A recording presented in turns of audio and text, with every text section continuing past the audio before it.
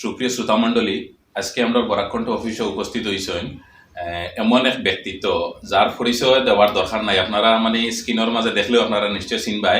আসামর আন বান শান আসামর মাইনরিটি মানুষের দিলার দর্শন, বিশেষ করে ইউথ যারা আছেন এরা।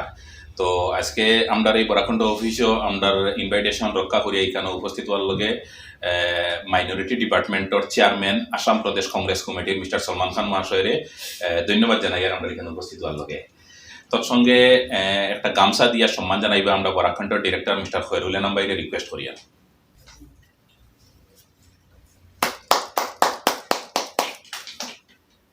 আমরা খড়িমঞ্জরও একদম ফাইটার হইতে গেলে চলে আরই। আমরা খুব সবসময় যারে আমরা যে কোনো সময় ডাকলে পাই বা কংগ্রেসের একনিষ্ঠ কর্মী মিস্টার মুস্তাক ভাই।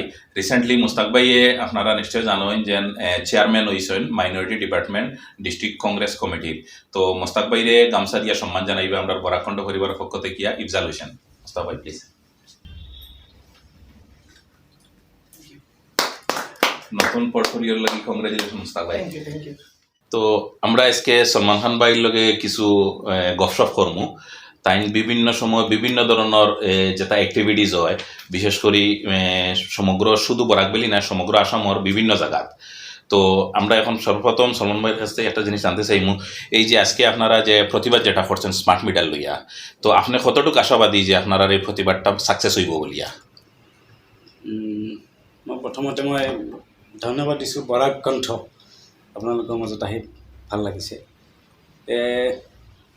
যিটো আমি হয়তো আজি আমাৰ অসম প্ৰদেশ কংগ্ৰেছ কমিটিৰ সভাপতি ভূপেন বৰা ডাঙৰীয়াৰ একচুৱেলি নেতৃত্বত গোটেই অসমতে এই কাৰ্যসূচী আমি পালন কৰিছোঁ।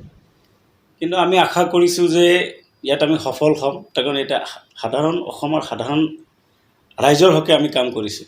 আমি যেনেকৈ বিজেপিয়ে আজি তেওঁলোকে ধনী শ্ৰেণীৰ কাৰণে কাম কৰে, তেওঁলোকে একচুৱেলি অসমৰ বাহিৰে এই যিটো স্মাৰ্ট মিটাৰ এইটো একচুৱেলি কোনো ইণ্ডাষ্ট্ৰিয়েলৰ কাৰণেহে একচুৱেলি কৰিছিলে।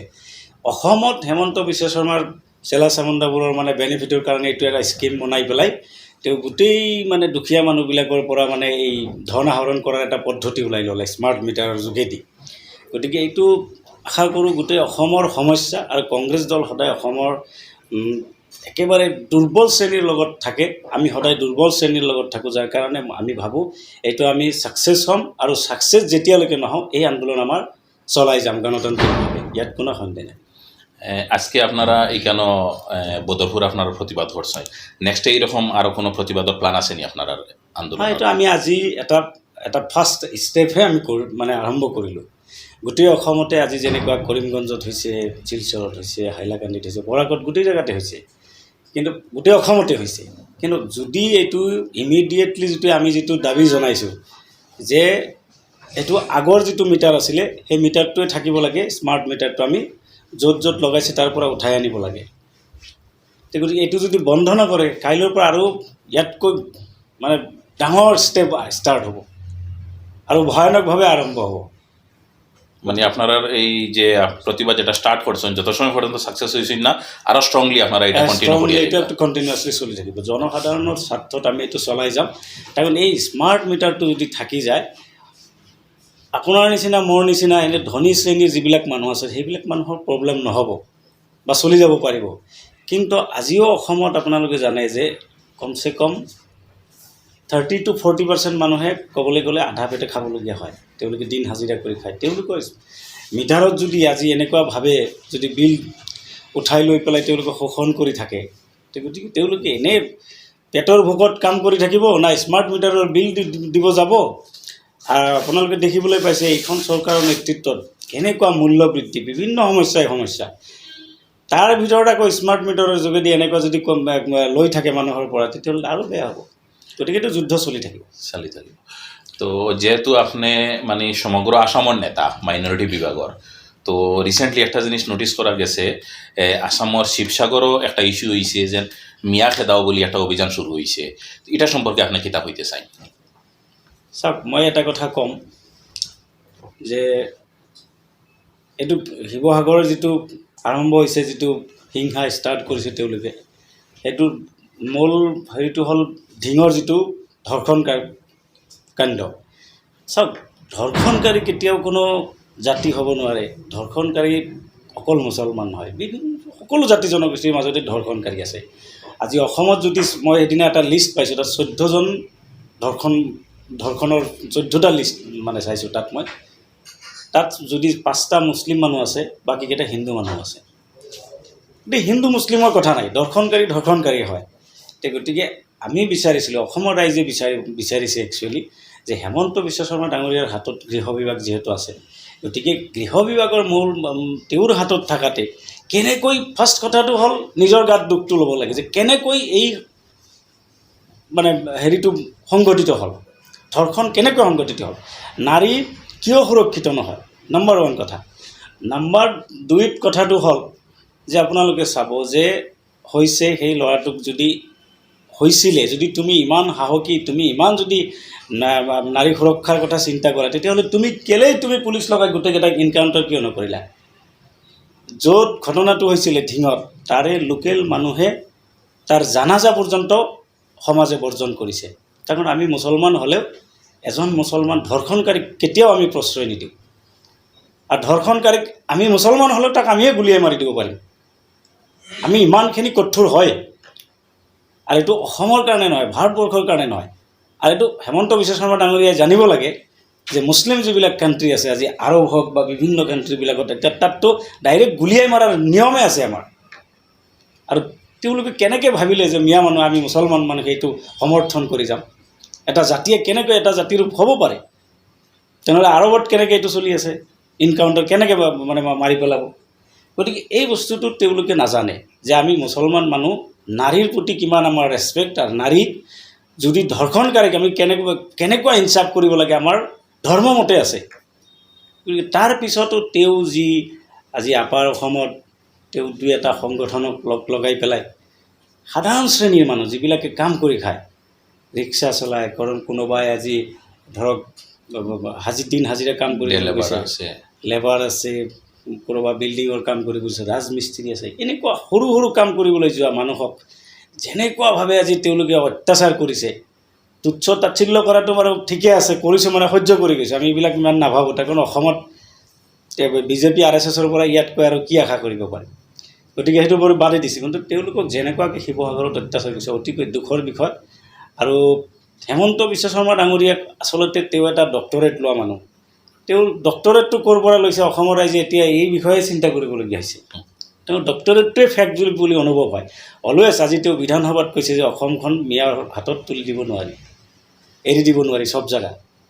আৰে ভাই, তোমালোকে যদি ইমান যদি ইতিহাস জানা, ইমান যদি হিষ্ট্ৰী জানা, তোমালোকে যদি মোগল খেদিছিলা, অমুক খেদিছিলা, ঠিক আছে, মোগল খেদাতে তুমি এই মুছলমানখিনিক কিয় খেদি নিদিলা? তেতিয়া অসমৰ নাগৰিক কেনেকৈ হ'ল, ভাৰতীয় নাগৰিক কেনেকৈ হ'ল? তুমি তেওঁলোকৰ ওপৰত কেনেকৈ অত্যাচাৰ কৰিবা? দেশৰ সংবিধানখন তোমালোকে কিয় নামানা? তোমালোকে ক'ব পাৰা যে ইয়াত যদি কোনো বাংলাদেশী আছে তাত গুলিয়াই মাৰি পেলাম, আমিও একমত আছোঁ। ইয়াত যদি কোনোবা বিদেশী আছে, ইয়াত য'ত অত্যাচাৰ কৰিছে, যদি কোনো বিদেশী আছে তেওঁৰ ওপৰত একশ্যন লওক, আমাৰ কোনো আপত্তি নাই। গোটেই মানুহটো ৰেপিষ্ট নহয় তাত যিবিলাক মানে মানুহ কাম কৰিবলৈ গৈছে। গতিকে অতিকৈ দুখজনক কথা, ভাৰতবৰ্ষত থাকি এই যি হিংসা বিয়পাব বিচাৰিছে, তেওঁ একচুৱেলি ভয় পাইছে যে ভাৰতবৰ্ষতে আপোনালোকে চাওক যে বিজেপিয়ে যিটো আশা কৰিছিলে সেইটো সেইমতে কিন্তু নিৰ্বাচনত ফলাফল নহ'ল এইবাৰ, যাৰ কাৰণে বিজেপিয়ে ভয় পাইছে। এতিয়া অসমত তেওঁ সাংঘাতিক এটা মানে ভয়ত জীয়াই থাকিব লাগিছে। এভৰি ডে তেওঁ মানে ব্ৰেইনত মানে তাৰ মানে প্ৰব্লেম হৈ আছে যে কেনেকৈ মানে 26তো তেওঁ পদচ্যুত হোৱাটো নিশ্চিত হৈ গৈছে। অসমৰ ৰাইজে এতিয়া হিন্দু মুছলিম এইবোৰ কৰি থকাত নাই। অসমৰ ৰাইজে এতিয়া উন্নয়ন বিচাৰিছে। অসমৰ ৰাইজে এতিয়া হিন্দু মুছলমানে বাদ দি পেলাই এতিয়া বৰাকত আমি কেনেকৈ ইউনিভাৰ্চিটি কৰিব পাৰোঁ, বৰাকত আমি কেনেকৈ ইঞ্জিনিয়াৰিং কলেজ কৰিব পাৰোঁ, কেনেকৈ মেডিকেল কলেজ বনাব পাৰোঁ, এইবিলাকত চিন্তা আহি গৈছে। বৰাকত কেনেকৈ আমি ৰাস্তা ঘাট বনাব পাৰোঁ। বৰাকৰ পৰা আজি ক'বলৈ গ'লে যোগাযোগ ব্যৱস্থা, গুৱাহাটীৰ পৰাই যোগাযোগ ব্যৱস্থাৰ মানে ঠিক নহয়। আমি ট্ৰেইনত যাব লাগে, এখন গাড়ী লৈ যাব পৰা নাযায়। এই অৱস্থা আজিয়ে বৰাকৰ মাজত আছে। বৰাকত হিন্দু মুছলিমৰ কি বেনিফিট কৰিছে? আজি বেংগলী হিন্দুসকলকতো ইয়াত খালি বৰাকত খালি ব্যৱহাৰহে কৰিছে। ইয়াৰে হিন্দুসকলৰ কোন নেতা? আমাৰ কংগ্ৰেছৰ দিনত চাব কিমান ডাঙৰ ডাঙৰ আজি বেংগলীসকলৰ নেতা আছিলে। বৰাক বুলি বেংগলীসকলৰ এটা ক'বলৈ গ'লে এনেকুৱা ক্ষমতা আছিলে যে তেওঁলোকে ইয়াত যি কৈছে সেইটোৱে হৈছে। আজি কি আছে? আজি কোনোবা আছে জানো বেংগলীৰ নেতা বিজেপিৰ কোন আছে? ইয়াত নেতা পীযুষ হাজৰিকা ডাঙৰীয়া আৰু জয়ন্ত মল্ল ডাঙৰীয়াইহে ইয়াত বিভিন্ন চিণ্ডিকেটৰ ৰাজনীতি চলাই আছে, বিভিন্ন এজেণ্ট লগাই। গতিকে অতিকৈ দুখেৰে ক'ব বিচাৰোঁ হেমন্ত বিশ্ব শৰ্মা ডাঙৰীয়াক যে আপুনি সাধাৰণ মানুহৰ তেজেৰে খেলাটো বন্ধ কৰক, অন্যথাই আপোনাকো এদিন আপোনাৰ ধৰ্মটো আছে, আমাৰ ধৰ্মত আছে, ভগৱান আল্লাহ আছে, আপোনাৰ ইনচাফ আল্লাহ ভগৱানে কৰিব। আৰু আল্লাহ ভগৱানে যেতিয়া আপোনাৰ ইনচাফ কৰিব তেতিয়া আপুনি আপোনাৰ ব্ৰেইনেত একো কাম নকৰে, আপোনাৰ যিমান হিংসা ৰাজনীতি হিংসাৰ বিষ বিয়পাব বিচাৰিছে একো আপুনি আপোনাৰ ব্ৰেইনত নধৰিব, কাম নকৰা হৈ যাব, আপুনি পাগল হৈ যাব লাগিব। গতিকে মই অনুৰোধ কৰোঁ যে অসমখন শংকৰাজানৰ দেশ, এইখন দেশত হিংসাৰে নহয়, আমি মৰমেৰে, আমি ধৰ্ম নিৰপেক্ষতাৰ ভেটি কেনেকৈ আমি শক্তিশালী কৰিব পাৰোঁ সেইটোৱে চিন্তা কৰিব লাগিব। যিমান আমি ধৰ্ম নিৰপেক্ষতাৰ ভেটি শক্তিশালী কৰিম সিমান আমাৰ ৰাজ্যখন উন্নয়নৰ দিশে গতি কৰিব। তাৰ কাৰণে আপোনালোকে দেখিছে যে হেমন্ত বিশ্ব শৰ্মা ডাঙৰীয়া আজি অসমৰ ধুবুৰীৰ বৰপেটাৰ মানুহ যেতিয়া শিৱসাগৰত যাব নোৱাৰে, তাত কাম কৰিব নোৱাৰে, কিন্তু অসমৰ শিৱসাগৰ কওক বা গোটেই অসমৰ মানুহ বিজেপি নেতৃত্বাধীন থকা চৰকাৰত থকা ৰাজ্যতো কিন্তু ইয়াৰ বিভিন্ন মানুহ যায় তাত কাম কৰি আছে, তাত কিন্তু বাধা নিদিয়ে। কাৰণ ৰাজ্যখনৰ মুখ্যমন্ত্ৰী এজন তেওঁ অকল এটা জনগোষ্ঠীৰ নেতা নহয়তো, এটা জনগোষ্ঠীৰ কাৰণে মুখ্যমন্ত্ৰী নহয়তো, তেওঁ সকলো জাতি জনগোষ্ঠীৰ কাৰণেই মুখ্যমন্ত্ৰী। দলটো বেলেগ কিন্তু মুখ্যমন্ত্ৰী পোৰ্টফলিঅ'টো বেলেগ। তেওঁ যদি নিজেই যদি এটা কমিউনিটি কেনেকৈ তুচ্ছ তাচ্ছিল্য আৰু হিংসা বিয়পাবৰ কাৰণে যদি মিডিয়াত কৈ থাকে, ইয়াতকৈ আৰু দুখৰ কথা হ'ব নোৱাৰে। আপনি বহুত সুন্দর করে আসামর সিএমর বিভিন্ন সাইটর নেগেটিভ জিনিসগুলো তুলিয়া ধরছেন, কিন্তু রিসেন্টলি আজকে থেকে 4-5 দিন আগে একটা সার্ভের একটা ডাটা আইছে। এই ডাটা মতো দেখা গেছে যে হিমন্ত বিশ্ব শর্মার পপুলারিটি অনেক উপরে, যেটা আমরা আগর সিএমর থেকে অনেক উপরে গেছে পপুলারিটি। যদি এত বেশি তার নেগেটিভ সাইড থাকে বা মানুষে তানে পছন্দ করে না, তার কাজগুলা বা অ্যাক্টিভিটিসগুলো পছন্দ হয় না, তো পপুলারিটিটা এখানে অত উপরে দিয়ে যায়, এটার কারণ কী হইতে পারে? চাওক, বিজেপিত এটা বস্তু আপোনালোকে লক্ষ্য কৰিব, আপোনালোকে এজন নেতাৰ কেনেকৈ বিজেপিত সৃষ্টি হয় মই এইটো ক'ব বিচাৰোঁ। যিমান এজন মানুহে চাব কমিউনিয়েল কথা ক'ব, হঠাৎকৈ চাব তেওঁ কিবা ৰাজ্যসভা নহ'লে বিধায়ক নহ'লে কিবা না কিবা এটা হ'ব বিজেপিত। আপুনি কংগনা ৰাণাৱতৰ কথা চিন্তা কৰক, কমিউনিয়েল কথা কৈ কৈ কৈ কৈ এমপি বনি গ'ল। আজি আমাৰ ইয়াৰে মন্ত্ৰী বনি গ'ল। পবিত্ৰ মাৰ্ঘেৰিটা আপুনি যদি তাৰ ইতিহাস চায় কি কৰি আছিলে, অকল কমিউনিয়েল কথা বিয়পাই আছিলে, অকল অসমত বিয়পাব চেষ্টা কৰিছিলে। আজি তেওঁ চেণ্ট্ৰেল মিনিষ্টাৰ হৈ গ'ল। আপুনি যদি অসমৰ মুখ্যমন্ত্ৰীৰ কথা কয়, অসমৰ মুখ্যমন্ত্ৰী গুৱাহাটীত 1 ঘণ্টা বৰষুণ হোৱাৰ পিছতে বানপানী হৈ যায়, তেওঁ কয় USTMৰ দুখ। USTMত পঢ়াৰ সংখ্যা আপুনি জানে ষ্টুডেণ্ট মুছলিম তাত কিমান পাৰ্চেণ্টেজ আছে? অনলি 25% মুছলমান ল'ৰা ছোৱালী তাত ষ্টাডি কৰে, 75% non Muslim. 75% non Muslim and faculty আছে 95% নন মুছলিম। অনলি 5% মুছলিম হয়। সেইটোৰ সমস্যা। তেওঁ য'ত 1 ঘণ্টা বৰষুণ হোৱাৰ পিছত গুৱাহাটীত বানপানী হৈ যোৱাৰ পিছত তেওঁ যেতিয়া দুখটো USTMৰ দি দিয়ে, তেতিয়াহ'লে আৰু কি আশা কৰিব পাৰে কওক? আৰু তেনেকুৱা মানুহবিলাকৰে বিজেপিত আটাইতকৈ পপুলাৰ CM হৈ যায়, যোনে আটাইতকৈ বেছি কমিউনিয়েল কৰিব পাৰে। বিজেপিৰ মানে এইটোৱে মানে তেওঁলোকৰ মানে হেৰি আৰু যে চাব আপুনি আটাইতকৈ বেয়া মানে নাম্বাৰ 1 কথা হেৰি যোগী আদিত্যনাথ হয় না? কাৰণ আটাইতকৈ বেছি কমিউনিয়েল তেওঁ কৰে, তেওঁ হিংসা বেছি বিয়পায়, সেইকাৰণে আটাইতকৈ বেছি নাম্বাৰ 1ত তেওঁ আছে। কিন্তু যদি ডেভেলপমেণ্টৰ কথা আপুনি চিন্তা কৰে, যদি কোনোবা ৰাজ্যত ডেভেলপ কৰিছে, কোনোবা চিফ মিনিষ্টাৰে যদি ডেভেলপ কৰিছে, তেওঁ কিন্তু আটাইতকৈ পপুলাৰ নহয়।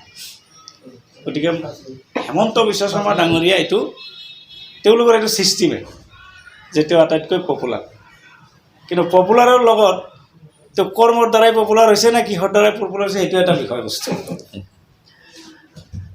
তো আপনি বা আপনার দল আপনারা কতটুকু আশাবাদী যে 2026 আপনারা মানে কামব্যাক করবা, বা কিতা মনে করেন যে আপনারা 26 কামব্যাক করার পসিবিলিটিস আছে নি? 100% আপোনালোকে চাব, এইবাৰ অসমৰ ৰাইজে হেমন্ত বিশ্ব শৰ্মাক বুজি পাইছে।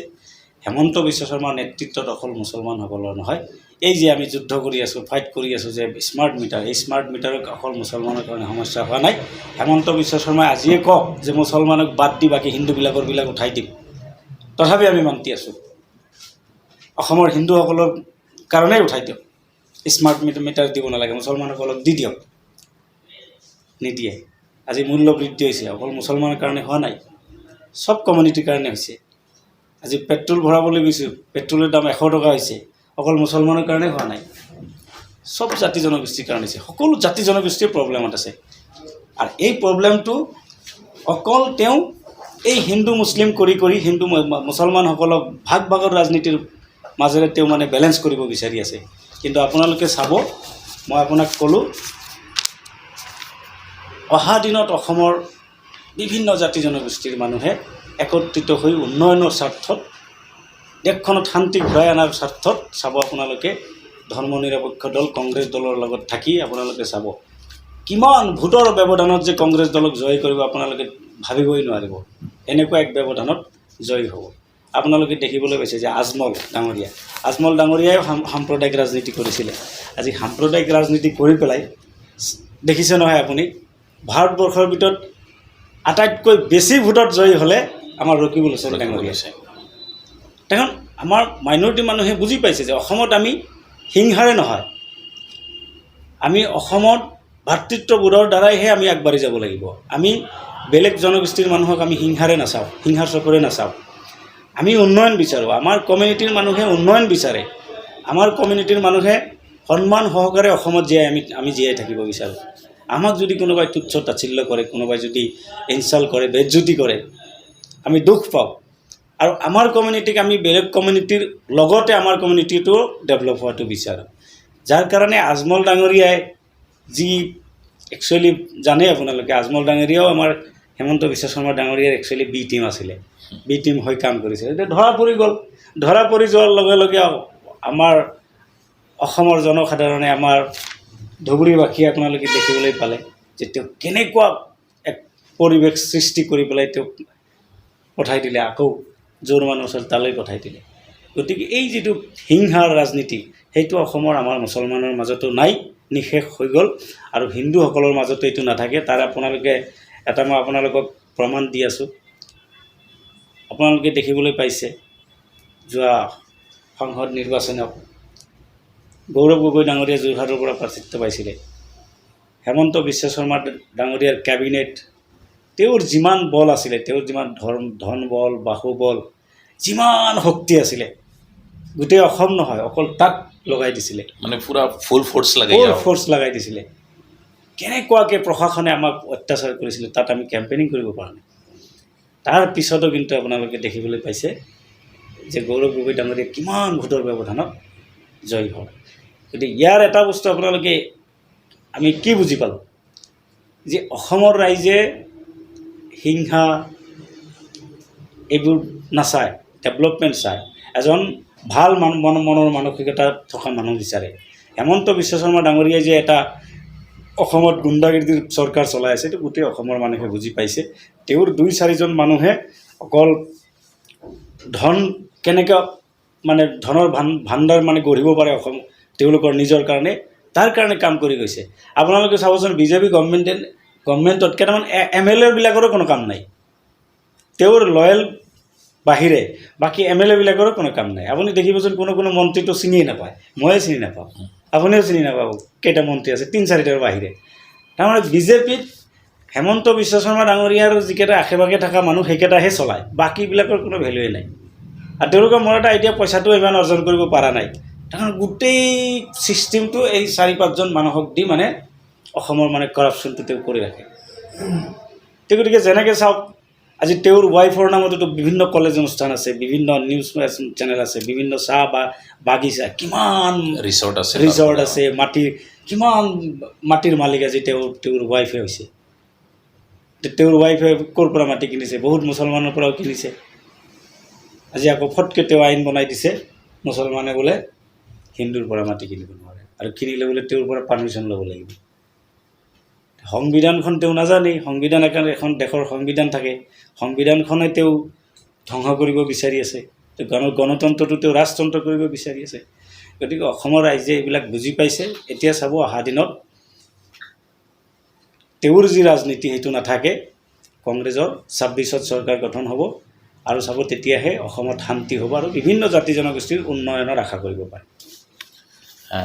আপনার কাছে সর্বশেষ প্রশ্ন, রিসেন্টলি আপনি করিমগঞ্জ ডিস্ট্রিক্টর চেয়ারম্যান আপনি অ্যাপয়েন্টমেন্ট দিয়েছেন, কাছাড় ডিস্ট্রিক্ট অলরেডি আপনার একজন আছেন, তো এরপরেও আপনার মিস্টার আনসার বল্লস্কর তাহলে আরও এক্সট্রা চার্জ দিয়ে আপনি এক্সট্রা পাওয়ার দিয়ে বরাকর ইনচার্জ বানাইয়া দিয়েছেন, বা করিমগঞ্জ ডিস্ট্রিক্টও আপনি একজন ইয়াং এনার্জেটিক মানে একজন মানুষের আপনি অ্যাপয়েন্টমেন্ট দিয়েছেন। তো আপনি কিনা মনে করেন কতটুকু আশাবাদী যে আপনার এখনকার যে টিম যেটা এটা এজ এ স্ট্রং টিম মানে বা আপনার যে ডিপার্টমেন্ট যেটা আছে এটা মানে একটা সাকসেসফুল ডিপার্টমেন্ট হইব, কতটুকু আশাবাদী আপনি? মোৰ বিশ্বাস আছে, মানে বৰাকত এনেও মাইনৰিটি ডিপাৰ্টমেণ্ট আপোনালোকেও জানে হয়তো ষ্ট্ৰঙে ক'ব লাগিব। আমাৰ ইয়াত সংগঠন বহুত ষ্ট্ৰং, আৰু ষ্ট্ৰং কৰিব লাগিব। আমি একেবাৰে বুথ লেভেললৈকে এইবাৰ আমি মাইনৰিটি ডিপাৰ্টমেণ্ট লৈ যাম। আৰু এতিয়া আমি মাইনৰিটি ডিপাৰ্টমেণ্টে বৰাকত যিহেতু মই আপোনালোকৰ একেবাৰে মিডিয়াতে কৈছোঁ, যিহেতু এটা বদনাম বেছি আছে যে আমাৰ ড্ৰাগছৰ অকণমান মানে আমি মানুহখিনি অকণমান বদনামী, সেইকাৰণে মই মানে এতিয়া মই এটা ষ্টেপ ল'ম বুলি ভাবিছোঁ প্ৰত্যেকটো কলেজত। তাৰপিছত আমি সমষ্টি লেভেলত মাইনৰিটি ডিপাৰ্টমেণ্টৰ পৰা ড্ৰাগছৰ ওপৰত এটা এৱাৰনেছ মানে আমি এখন এটা কেম্প কৰি যাম, মানে এটা আলোড়নৰ সৃষ্টি কৰিম আমি যে আমি ড্ৰাগছৰটো আমি কেনেকৈ নিষেধ কৰিব পাৰোঁ। আজি আমাৰ জেনেৰেশ্যনটোৱে কেনেকৈ আজি মদ ভাং বেয়া বস্তু খাই নিজকে শেষ কৰি পেলাইছে, তাৰ পৰা আমি কেনেকৈ বচাব পাৰোঁ, কেনেকৈ আমাৰ ল'ৰা ছোৱালী শিক্ষিত হ'ব পাৰে, তাৰ বিষয়ে আমি এৱাৰনেছ ষ্টাৰ্ট কৰিম। তাৰপিছত আমি প্ৰগ্ৰাম ল'ম। ইয়াৰ পিছত আমি অলৰেডি জিলা সভাপতিসকলক এখন লেটাৰ যাব। আমি যোৱা কেইদিনমান আগতে এখন এক্সটেণ্ডেড এক্সিকিউটিভ মিটিং কৰি গুৱাহাটীৰ ৰাজীৱ ভৱনত আমি কেইটামান সিদ্ধান্ত লৈছোঁ তাত। আৰু সেই সিদ্ধান্তত আছে ফাৰ্ষ্ট ষ্টেপ আছে আমাৰ এইটোৱে যে আমি এই ড্ৰাগছৰ ওপৰত এৱাৰনেছবিলাক ষ্টাৰ্ট কৰিম। তাৰপিছত আমি সদভাৱনা প্ৰগ্ৰাম কৰিম যে আমি হিন্দু মুছলিম শিখ খ্ৰীষ্টান জৈন বুদ্ধিষ্ট সকলো জাতি জনগোষ্ঠী আমি কেনেকৈ মিলা প্ৰীতিৰে আমি অসমত থাকিব লাগে, তাৰ কাৰণে আমি সদভাৱনা প্ৰগ্ৰাম প্ৰত্যেক জিলাখনত পাতি যাম। গতিকে আশা কৰোঁ আমাৰ ডিপাৰ্টমেণ্ট বৰাক বুলি তেনেও ভাল আছে আৰু শক্তিশালী কৰাৰ কাৰণে আমি চেষ্টা কৰিম। আৰু ইয়াতে আমাৰ সকলোৰে নেতা ৰকিবুল হুছেইন ডাঙৰীয়া এতিয়া অকল অসমৰে নহয়, গোটেই ভাৰতবৰ্ষতে তেওঁ এজন ক'বলৈ গ'লে ডাঙৰ শক্তিশালী নেতা হিচাপে আমাৰ অসমৰ ৰাইজে তেওঁক বনাই পঠাই দিছে। গতিকে তেওঁকো আমি ডিপাৰ্টমেণ্টৰ মিটিংবিলাকত তেওঁকো আমি ইনভলভ কৰাম। তাৰপিছত আমাৰ গৌৰৱ গগৈ ডাঙৰীয়া জানে এটা ভাৰতবৰ্ষৰ এটা বলিষ্ঠ কণ্ঠ, তেওঁ সংখ্যালঘুসকলক গুৰুত্ব দিয়ে, সংখ্যালঘু ডিপাৰ্টমেণ্টক গুৰুত্ব দিয়ে। গতিকে আমাৰ ভাল হ'ব অহা দিনত। আৰু আপোনালোকেও কিবা যদি থাকে আপোনালোকেও আমাক পৰামৰ্শ দিব যদি আমাৰ কিবা কৰিবলগীয়া আছে বৰাকৰ। ধন্যবাদ। একটা জিনিস শুনি আপনার কাছ থেকে অত্যন্ত ভালো লাগছে, আপনারা ডিরেক্ট পলিটিক্স করেন, পলিটিক্সের ব্যানারও আইয়া যে ড্রাগস অ্যাডিকশনের উপরে যে আপনারা অ্যাওয়ারনেস প্রোগ্রাম যেটা করতে একটা প্ল্যানিং নিছেন, বিশেষ করে করিমগঞ্জ তথা বরাকবেলির আজকের ডেটও মানে আমরা করিমগঞ্জ বরাকবেলির মেজর একটা প্রবলেম যেটা হইল গিয়ে ড্রাগস অ্যাডিকশন, আর আপনারা ওটার উপরে অ্যাওয়ারনেস প্রোগ্রাম করতে অত্যন্ত সুন্দর একটা পদক্ষেপ নিছেন। আমরা বরাকণ্ড পরিবারের পক্ষ থেকে যতটুকু কোঅপারেশন সাপোর্ট লাগে আমরা ডেফিনেটলি এটা করবো। আর আপনার যে মাইনরিটি ডিপার্টমেন্ট যেটা এটা শুধু করিমগঞ্জ বা বরাকবেলি নয়, সমগ্র আসাম এটা একটা স্ট্রং শক্তিশালী একটা ডিপার্টমেন্ট হইতো, এটা আমরা আপনার উপরে একটা আমরা আশা থাকলো। আর আমরা আশা করি মানে বহুত তাড়াতাড়ি আপনারা এই জিনিসটা সাকসেস হইবা। আর আমরা বরাকণ্ঠের টাইম দেওয়ার লগে ধন্যবাদ, আপনার উজ্জ্বল ভবিষ্যৎ কামনা করি। জয় হিন্দ।